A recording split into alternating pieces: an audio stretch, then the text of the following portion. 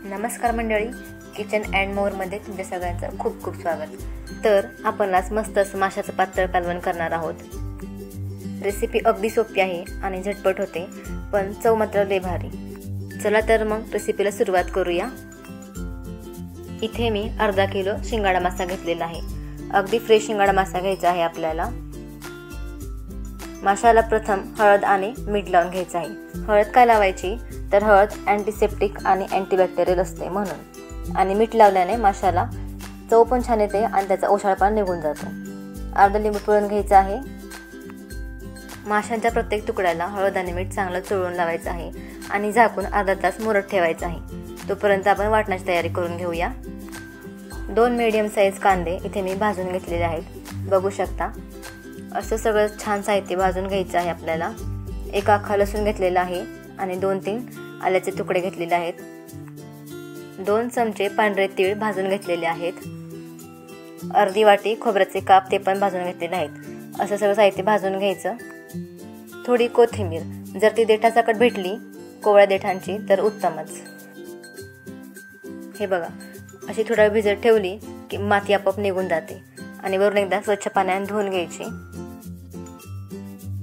आता आपण जे साहित्य घेतलं होतं ते मिक्सरच्या भांड्यामध्ये टाकायचं आणि त्याची छान पेस्ट करून घ्यायची.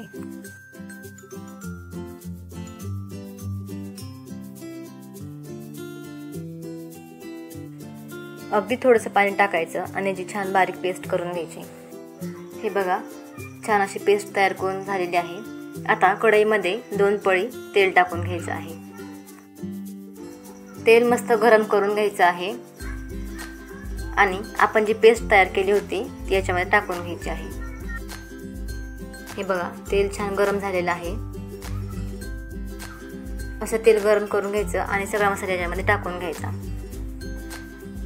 मसाला टाकून झाल्यानंतर याला छान परतून घ्यायचं आहे.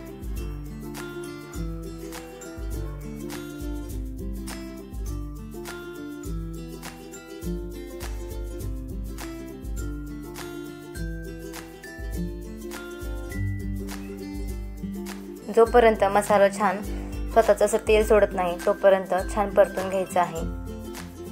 हे बघा, आता थोडासा कलर बदललेला आहे. अगदीच 5 ते 7 मिनिटांमध्ये हा मसाला छान परतून होतो. आता याच्यामध्ये आपण मसाले घालून घेऊया. तुम्ही यामध्ये एखादं टोमॅटो किंवा आमसूल थोडं टाकू शकता.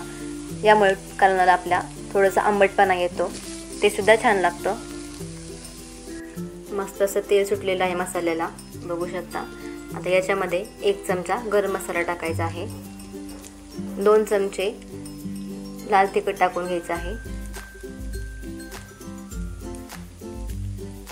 आणि 1 चमचा घरगुती काळं तिखट टाकायचं आहे. तुम्ही ते तुमच्या आवडीप्रमाणे तिखटाचं प्रमाण कमी जास्त करू शकता.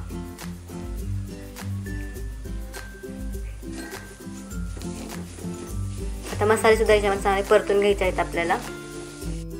मसाले करपू नयेत म्हणून एकदम थोडंसं पाणी टाकायचं आणि असं तेल सुटेपर्यंत छान परतून घ्यायचं आहे. 5 मिनिटांमध्ये हे मसाले छान परतून होतात आणि छान तेल सुटतं.